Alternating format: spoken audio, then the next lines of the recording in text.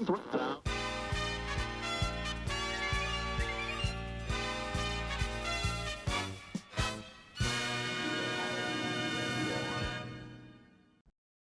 Mepham, welcome back to yet another episode of Midweek Update. In today's episode, we take a look at local dance studios, a nationally ranked girls basketball team, the Mean Girls musical, a brand new teacher feature, and another senior interview. This and more on this week's Midweek Update. I'm Basilia Mekhaiel. And I'm Jason Martin, and welcome back to the Midweek Update, the B&B shows that brings you closer to the people and places in and around the Mepham community. So, Jason, would you consider yourself an arts person? Not exactly. Why do you ask? Well, I'm trying to figure out if you'd be interested in trying dance lessons. You know, tap, jazz, stuff like that. Basilia, I don't think I could ever have the coordination for that.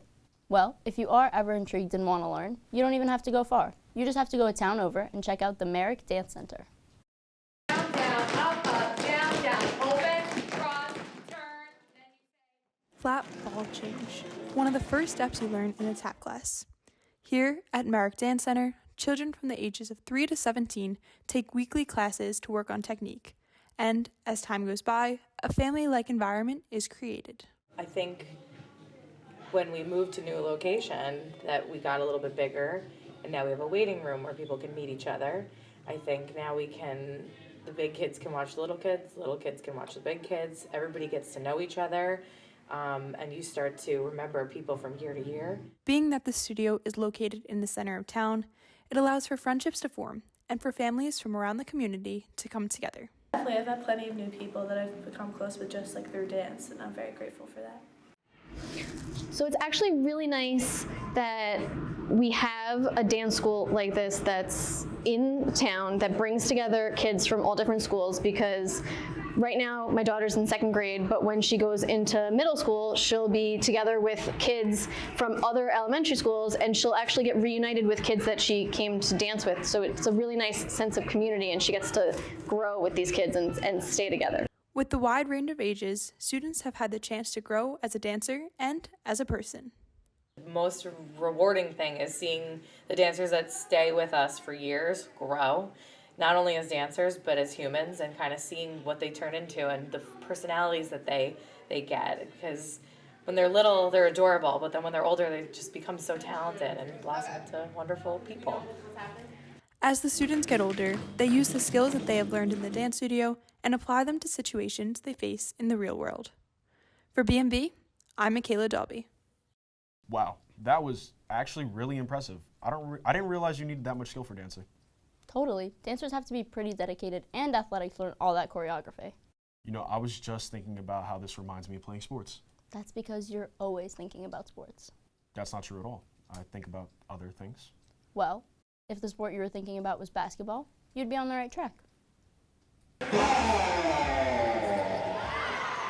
Welcome to Luhi, home of the Crusaders, the #2 ranked girls basketball team in the nation. I think Luhi has always been a solid basketball program, but I think this is a different level of being elite and an expectation of staying at the top and really wanting to be the best of the best. Successful basketball teams have point guards who could distribute the ball, shooters who could shoot, and players who could defend. But what makes this Luhi team so unique is having the youngest player to ever suit up for the Canadian national team playing guard. Team Canada, it's always an honor representing my country. Every day in practice I'm playing against some of the top players in the country high school. So when I go to Team Canada camp, it always prepares me well, just knowing that I'm getting pushed to my hardest in practice every single day. So yeah, it's been good. Sila's on-court dedication has led Luhi to a 21-1 record and a berth in the high school national championship tournament. While Luhi is losing Sila in the fall as she will be headed to the University of Michigan, the next generation of the Canadian pipeline is already on the team. We definitely have a connection. Like, I know her strengths, so I feel like we can set each other up very well. And it's just like, you know, it's my sister. I love doing stuff with her. I want to be like her, so sharing the court is awesome. It's just a big family. Me and Savvy, especially coming from a different country, we didn't know what we were stepping into, but just we genuinely love each other and want to see each other succeed, and I think that's what makes us so special. Sila's younger sister, Savannah, is a sophomore on the Luhi girls basketball team. The Stewart sisters may have been key to Luhi's success on the court, but there are also invaluable lessons they have learned in their years together. How to be a good teammate. I think they see that from each other, right? So if there's any struggles at all, they just have to look at the other one and be like, hey, she's doing a great job, so I better pick my socks up. The Seward sisters have been playing basketball together practically since they could walk, and now they are set to take the court together for the final time in the high school national championship. This is a time they're never going to forget, playing together and playing with each other and making a run at a national championship, but making history. I think they're such nice kids. They're just good people. For B&B, I'm Makayla Daube. This episode has had so many talented people on it. That was unbelievable. It 100% has, and it's just going to get more talented as we go on. Jason, what do you mean? I mean that Mean Girls this past Friday and Saturday, wasn't it? Yeah, it was the spring musical. Did you get a chance to go? I did. So did Jake Maxwell, who's here with a recap just in case you didn't attend. Thanks, guys. I'm standing here in front of the Skull and Bones cast list, who recently staged their musical rendition of Mean Girls. It was a weekend filled with laughter and community as those who went enjoyed a musical take on the classic film. B&B congratulates all Skull and Bones members of the class of 2024 and best wishes for your future endeavors. Reporting for B&B, I'm Jake Maxwell. I can't believe I missed out on going to that, but at least we had that recap. Yeah, it was great to catch up on what happened leading up to the musical. Exactly. And speaking of catching up, Makayla Daube is here to catch us up on sports. Thanks, guys, and it's great to be back on Midweek Sports. Without further ado, let's jump right back into it. As the weather is heating up, the outdoor sports teams are also heating up, as their seasons have started very successfully. The girls' lacrosse team travels on the road to Roslyn tomorrow, as they look to improve their record to 4-2. The boys' lacrosse team had a very busy week, as they hosted New Hyde Park this past Monday and face off against Jericho later today. Softball also had an extremely busy week, against crosstown rival JFK Monday, a heavily anticipated rematch against MacArthur today, and will host Massapequa this Friday. The baseball team is just as busy, as they faced off against Great Neck South Monday and yesterday, and will have their final game in this series tomorrow.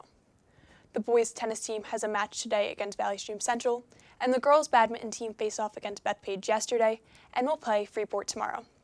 Last, but certainly not least, the Bellmore-Merrick Chargers shut out the Hempstead Tigers on Saturday with a score of 32-0. The Chargers faced Freeport in a rescheduled game yesterday and will play Herricks at home tomorrow. Well, it's great to be back, but now back to Jason and Basilia in the studio. That was super informative. I feel like I'm learning more from Makayla every time she's on sports. Basilia, I feel like you'd learn more even from an actual teacher. Well, do you have any specific teacher in mind? I mean, you could learn from Mr. Zogby. I've heard he's a great teacher.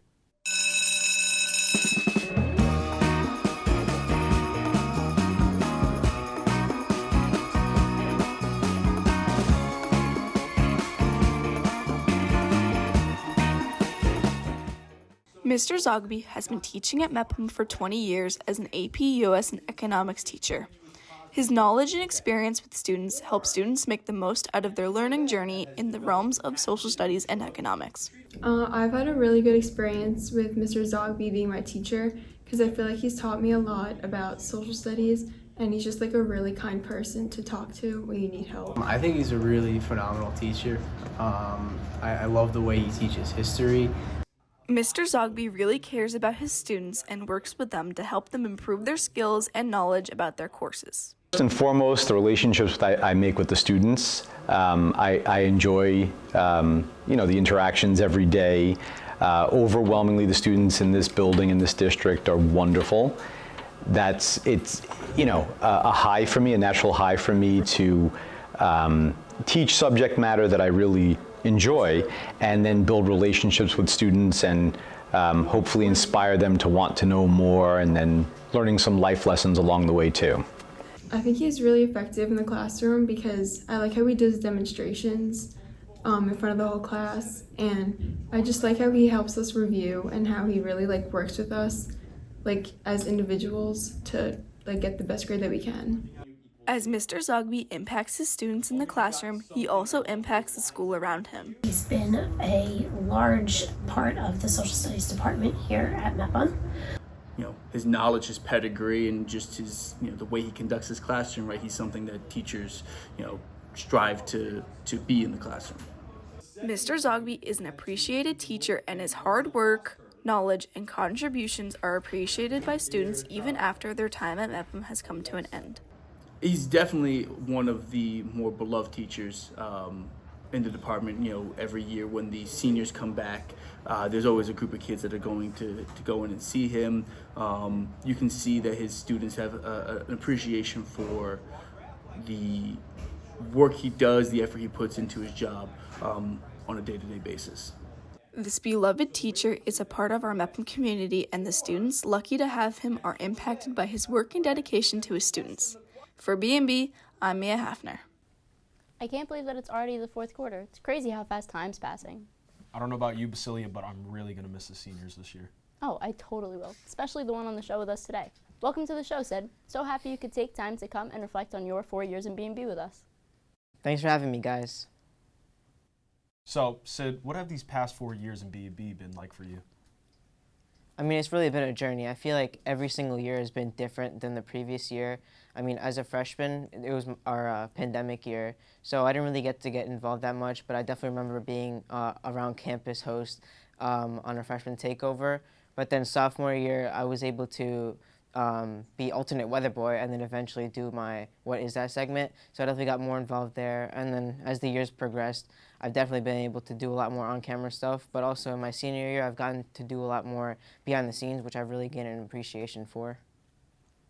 And what are some of the biggest things you've accomplished during your time in the program? Like I said before, I feel like I've definitely established myself as a on-air personality with, I get to host almost like every single week or do What Is That almost every single week. And apart from being on camera, this year I've actually gotten to produce the segment This or That, and I also get to produce What Is That. So apart from just doing stuff on camera, I feel like I've gotten to do a lot of stuff behind camera. And also just in class, I feel like the projects that we do, I feel like I've definitely upgraded the quality of my packages, and doing feature packages, I feel like I've created definitely award-worthy winning packages. What's some things you've learned during your time here that will stay with you for the rest of your life? I've definitely learned a lot from B&B. Just to name a few, Mr. Stein always talks about the role of a producer, and we get to be a producer a lot during our senior year in the classroom, and we have to produce segments, produce packages, but he stressed the importance that it's not just in the realm of broadcasting, because the role of producer is to get the job done. So I feel like I can really extend that to other areas in my life, and I feel like it's something that I'll hold in my life for the rest of my life. And additionally, I get to work on human interest packages. That's one of my specialties, and I work with Tyler usually. And I feel like I've learned the importance of telling people stories, basically, and just appreciating underrepresented communities and people around the community. And what was one of your favorite What Is That segments on the morning announcements that you produced? I feel like there have been so many.